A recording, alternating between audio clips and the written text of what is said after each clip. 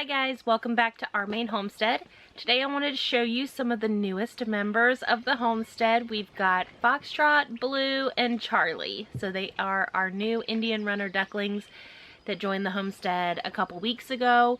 They're about 3 weeks old today. And they are doing really well. So I just wanted to show you a little bit of behind the scenes, how we're taking care of them. Like I said, they're thriving and doing really well. So I know that I started out with a guideline from just doing research on the internet, but some of the things were a little bit different in my personal experience. So I just wanted to go over, like I said, how we're taking care of them, how they're doing, and just show you guys some cute duckling footage.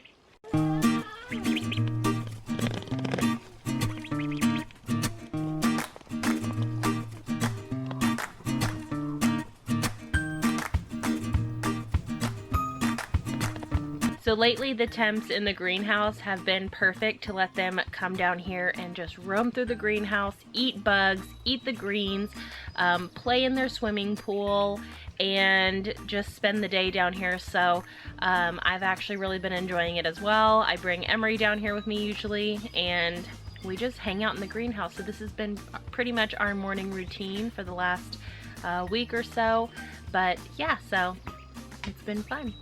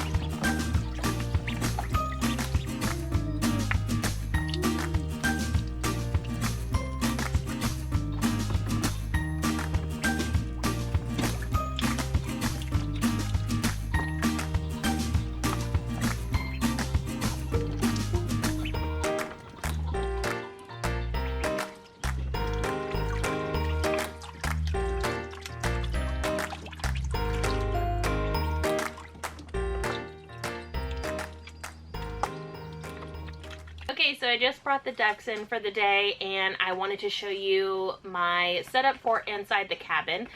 They don't have a huge brooder box, but I do have an old chewy box here that I do have a trash bag liner on the bottom of, and then pine shavings in there. I also have their feeder and their waterer. I also have all of my duck notes here that I took before we even got the ducklings. So the general rule of thumb for temperature, which is usually pretty important when you're raising ducklings or chicks, You want to keep it nice and warm, and you want to have a heat lamp available in their box so that they can get warm or go out from under the lamp when they want to cool down a little bit, but give them that option of the warmth. Now, generally for the first week, you want to keep the area under the heat lamp around 90 degrees. During week 2, 85 degrees. During week 3, 80. During week 4 and beyond, 75 until they move outside.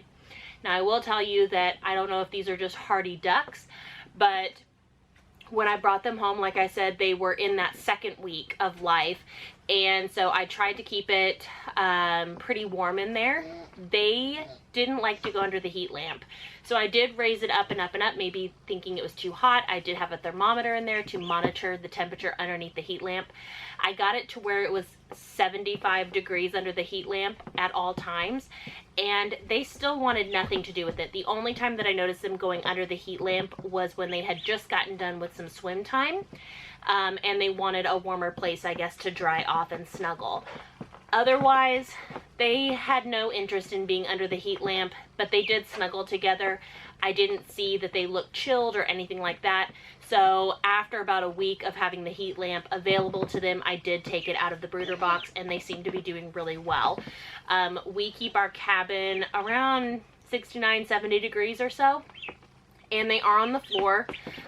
So it might be a couple degrees cooler there, but they seem to be doing really well and like it. So maybe we just have some cold hardy ducks. Okay, so in their feeder, I do have a combination of non-medicated chick food and old-fashioned oats. The reason that I have that is that I did my research, and during the first 2 weeks of eating, the protein levels should be around 18 to 20%. Like I said, I was using non-medicated chick food, grow food. And then after that second week, when you're going into the third week of life, they don't need quite as much protein because you don't want them to grow too fast and have leg issues and things like that. So I'm no duck expert, but upon my research to do that with the same food, so I didn't have to buy a separate food, all you have to do is mix about 20% old-fashioned oats, which I just used my ones from Walmart, and 80% of your 18 to 20% non-medicated chick food. So that was an easy mixture there.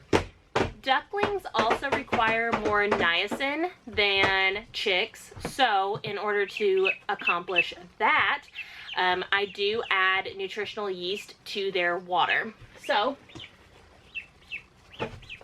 I'll show you that their water has a very yellow color to it. I do 2 tablespoons per gallon. So I have nutritional yeast that we eat in a lot of our food here at the homestead, so that wasn't anything extra or new that I had to go buy in order to give that to the ducks. So now that I have shown you that, all the things inside their box, I'm going to put them in there so they can take a little nap and rest for a little bit before I take them back outside.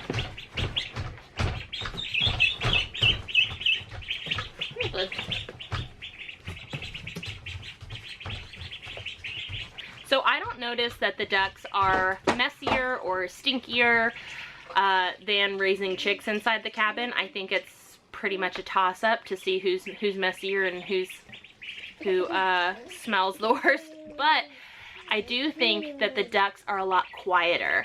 So you don't hear them cheeping all through the night. You don't hear them banging into the side of the cardboard boxes or brooder box. And obviously that would only affect you if you are raising them inside your 400 square foot cabin, which not a lot of people are probably doing. So that's unique to us. What I will say is that I do notice that they play in their water all the time. So I have to refill their water pretty regularly. But they like to splash their water, play in their water, and so it doesn't take long for the pine shavings that I have in their box to get nice and saturated and wet. So that's what kind of creates that kind of stinky smell. But I only put a thin layer of pine shavings in there Like I said, I do have the trash bag liner, but I change out their shavings every day, so I think we keep the smell to a minimum, but I do try to keep them outside as much as possible as well. So especially during the first 4 weeks or so, I am babysitting them outside, so whenever they are outside, I have to be outside. But if I have chores or something to do inside and I bring them in, then they're going to be in their box kind of making a mess. But you can start taking them outside from what I've gathered on day 1. So I do like to give them outdoor time each day, whether that's all day long in broken up segments, or if it's just 5 to 10 minutes outside. But that way they have access to dirt and grit, and they're able to explore like the vegetation outside. And like I said, when they're in the greenhouse, they love to explore and eat like bugs and slugs and all sorts of fun stuff. You can also let them swim each day from day 1. The younger, the littler they are, you do want to limit it to maybe 5 minutes a day. And then as they get older, you can increase their time, and then you can, around 4 weeks or so, increase their autonomy so that they can get in and out of the water themselves. They can kind of explore that and do that themselves. I do notice that I put a little rock ramp and a log ramp in and out of their pool that I have down in the greenhouse. And like I said, they're about 3 weeks old now, so I do notice them using those ways to get in and out of the pool on their own. So they are already becoming more independent as far as that goes. Especially when they're younger as well, you want to make sure that when they get out of any water, that you do have them in a dry, warm space, because they're not waterproof and they will get chilled very fast. So you want to be sure that they can have a nice, warm, dry place to dry off and get completely dry. No drafts, anything like that. The usual. So I think that's pretty common sense. But I'm going to let you look at them now because they've made a huge mess out of their water already.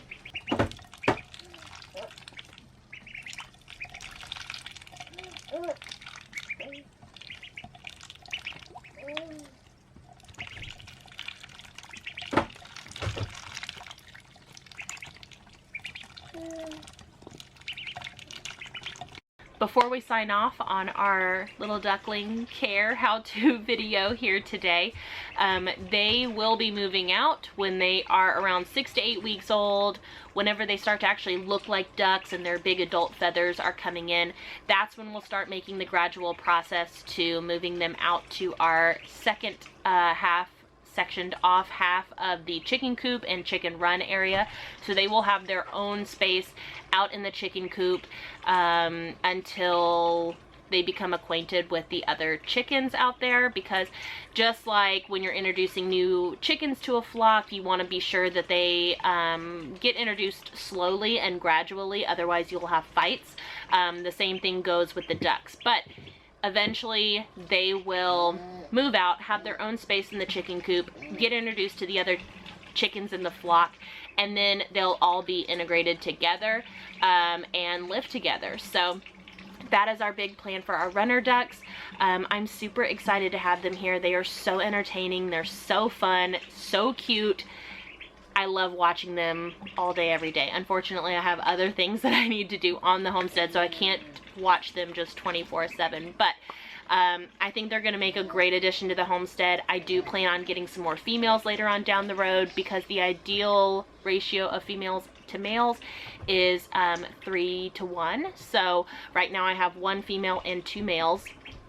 But my friend at Liberty Acres Homestead will be hatching out some more runner ducks over the summer, and so I think she'll be a great resource for collecting and adding to my duck flock.